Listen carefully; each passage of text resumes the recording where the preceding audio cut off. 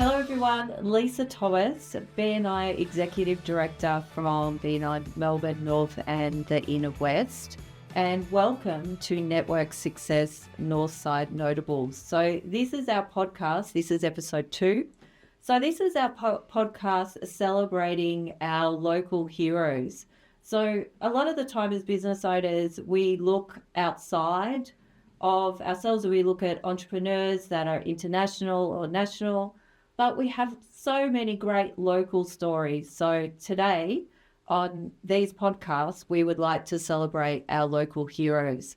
So today I have with me Phoebe from Living KoKo. And so Phoebe, tell us about yourself. Tō Lisa. Before I begin, I would just like to do an acknowledgement. O te whewhaatūlo, malolo tuatoa. Mo se whawhitai te lava le mātua, manutua a o the Wurundjeri and the Boorong people of the Kulin Nations. O te whewhaatūlo, I come with my head bowed and my heart in my hands to acknowledge the traditional owners of this land, a land that I'm very blessed to do my mahi, my work on. And yeah, my name is Phoebe Preuss, or for most of my family is Ronopo Phoebe Preuss. Ronopo is my matai, my chief title in Samoa. I am a creative and artist, a cacao importer, and I have a chocolate business which is based in Ravenhall called Living KoKo. That is a social enterprise that works with over 400 domestic plot farmers, predominantly women in the Pacific Islands, and we are very blessed that we get to bring their delicious cacao beans to Melbourne and make a variety of products in a zero waste solar powered manufacturing space. Yes. And Phoebe's chocolate is amazing.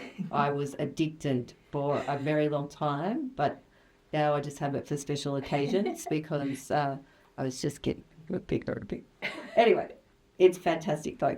So tell us a little bit about your business. I know that it's a family business, and so you've had family members in the past that have been in business, and then you've taken over here in Australia. So tell us a little bit about that journey. Yeah, sure. So I guess we'll start with the name Living KoKo. So koko means cacao, but koko in my language also means blood.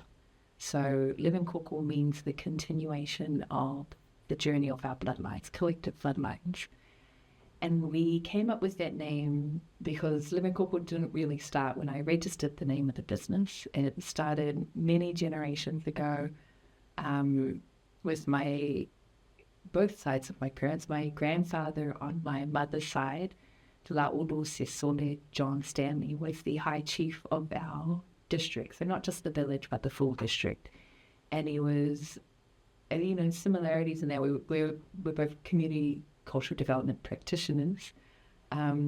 He ran the Vaiusu, which is my village. He ran the marching band, and he had a lot of projects going on for the youth, but he also activated a lot of Samoa to grow cacao. And there was a time where Samoa was 3/4 cacao and coffee plantations. He also worked for an organization called WesTech, which exported a lot of koko and did the post-harvesting processes of koko, or cacao. When we went back to Samoa about 10 years ago, looking to do a business that was, trade and not aid approach, something that was a shared valued approach, and to ensure that everyone who was involved felt honoured along the value chain, everyone kept saying it was koko. It was going to be koko, it was cacao. Cacao is in our blood and in our family line.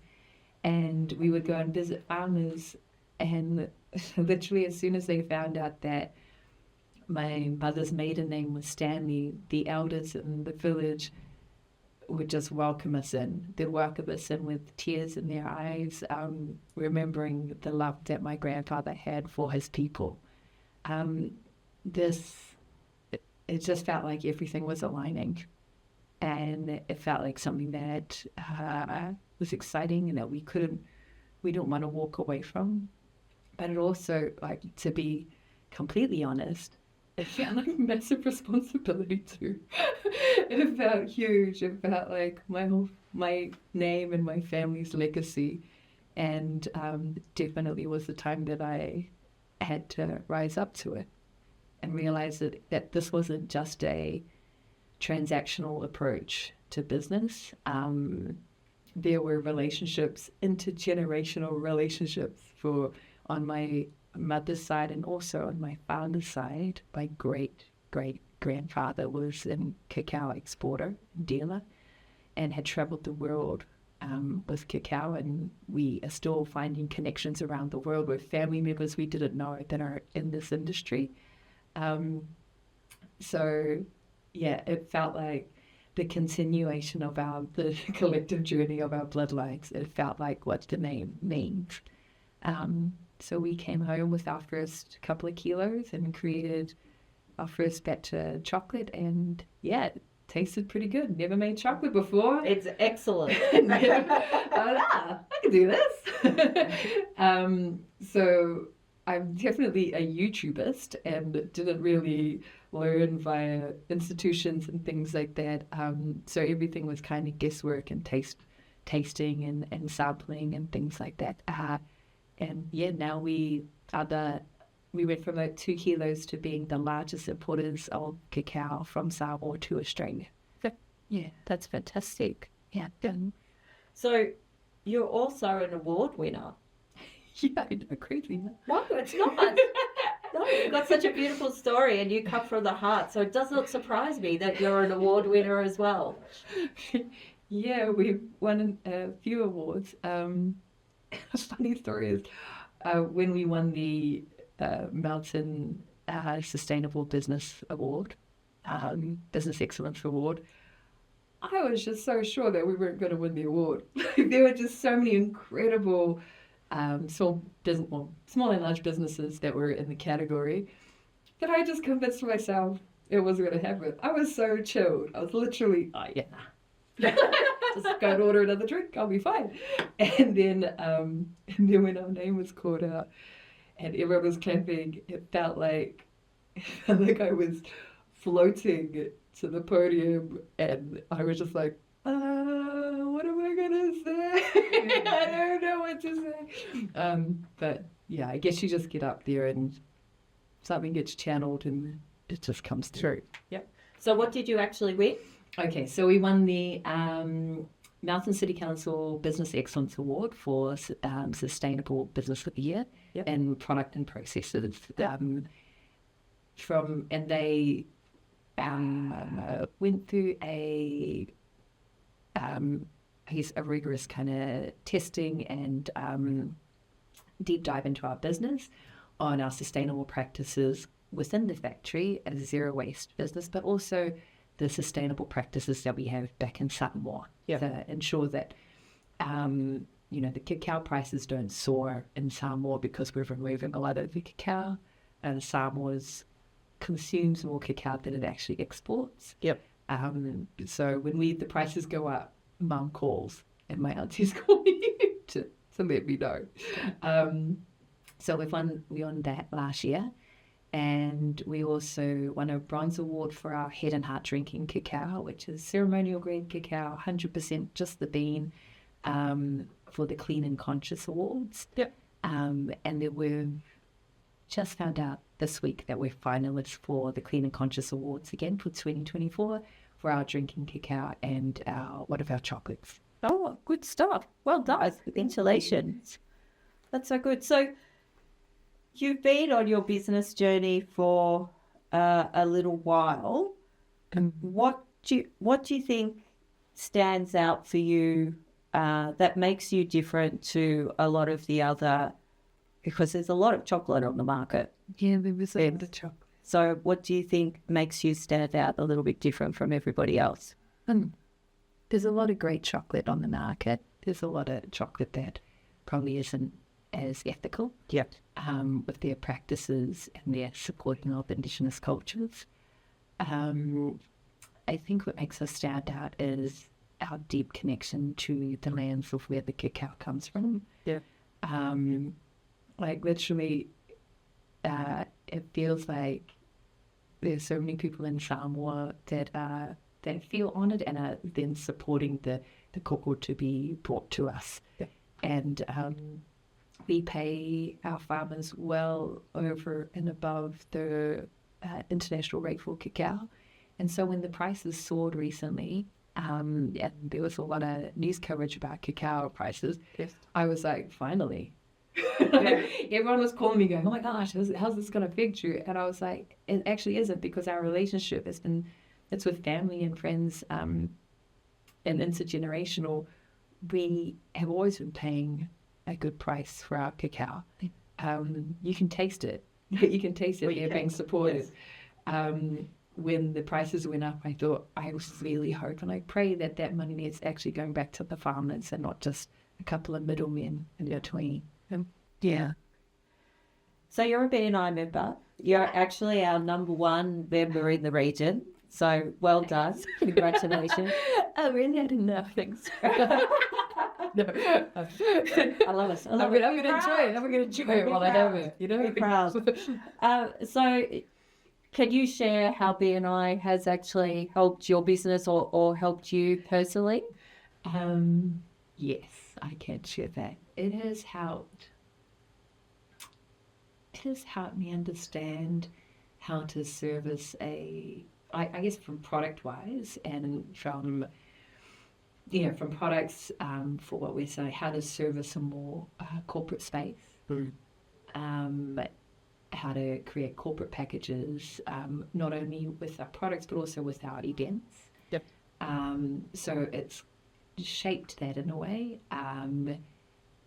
It's also just helped me grow as a person, being able to... I'm also the education coordinator at our BNI, and I put my hand up for that because I thought, if I have to teach it, I'm going to have to embody it, and so I'm going to have to really learn it.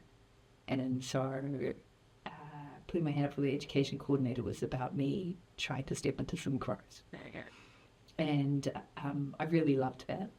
I've loved being able to read the examples that BNI have given us on how to network and then compare it to my own practice, level up my practice, and then share how I've been able to level it up or get examples from other BNI members on how they've used these practices.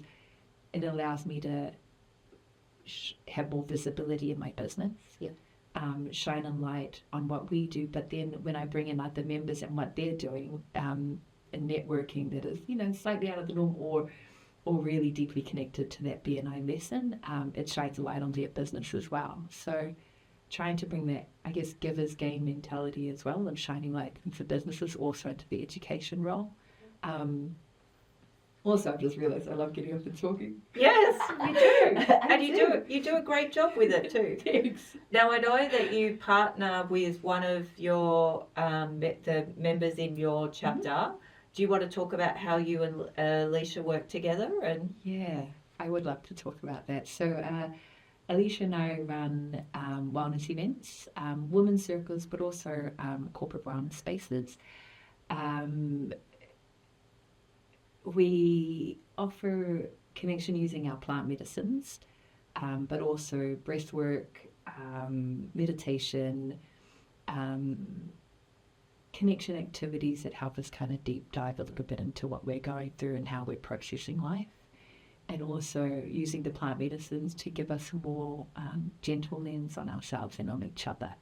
So plant medicines in the Pacific are used for ceremony and for fun. Also, when we're just coming together to meet, when you're going to someone's house, a massive pot, like literally those big black teapots that have been on the fire comes out, and it's full of cacao. And cacao opens up your heart, your capillaries. It brings you into a heart space. It helps with blood flow, cardiovascular. So you start talking from this kind of area. So when we're running events, it allows us to drop in here where coffee kind of keeps our buzzing here, keeps us focused and everything. Cacao brings us into a more grounded space. And then we also get to use things like kava, which is another plant medicine in our events. Yep. And I get to run that with Leash. Leash is an incredible life coach, yoga, meditation, facilitator. She also does massage and just brings such a wealth of knowledge and gentleness through her life experiences into this space. So, yeah, I'm grateful to work with her. Wild Wisdom is her name of her business. Yes. Yes, and we had you at our Women in Business event, and you closed off the event for us together, and we had such great feedback on what you guys did. So thank you for doing that for us. Thank you for inviting us. My pleasure. But you've got a new product. I know you've got a new product, and I think you should share it with everybody. Your subscription box. Tell everyone about your subscription box, because there's so many women but also men that can help out with purchasing this for the females in their life. Yeah, okay, great. We have a subscription box called the FEM Wellness Collection, and there's 3 options to it. This subscription box will show up in your mail once a month. You can either buy enough chocolate and drinking cacao for a couple of days, or for 2 weeks, or for the full month. So the first one is called Relief, the second box is called Balance, and the third is Consistency.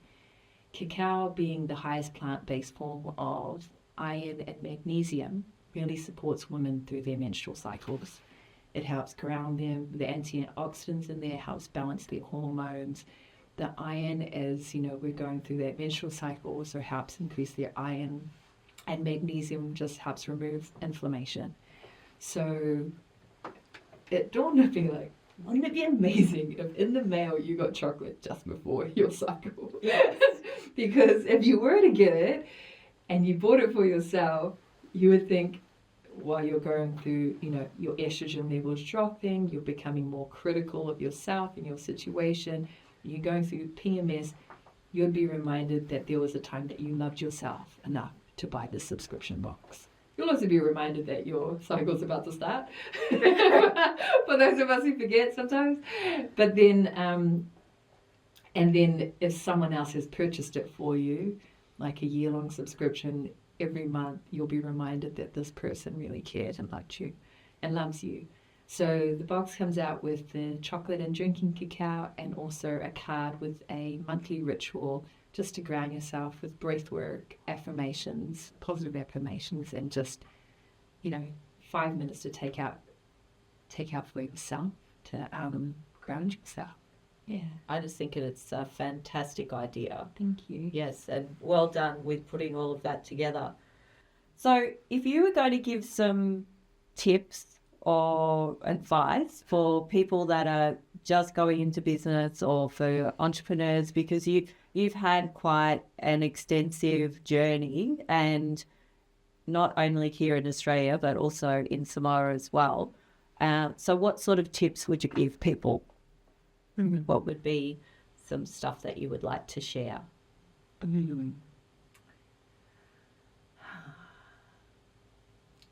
gonna blink. Okay, I'll just start rattling on tips. The first one is to have a plan. Like, create your business plan, but then also deep dive into each area and have a strategy. As someone who's worked in marketing for events, for festivals, for my own business, having your marketing strategy is probably one of the most important plans you're going to create for your business. And BNI is part of our marketing strategy, but also understanding which channels you're going to use, whether it's social media, and how you're going to show up to them consistently. Yep.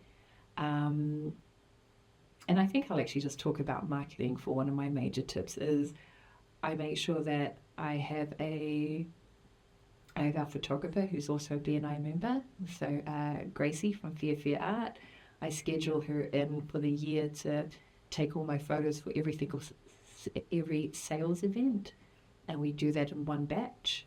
So I can then schedule my whole year of sales and I don't have to think about it. All my posts are done for roughly like 6 months to a year. Yep. And then everything else that's done around that is just day-to-day stuff.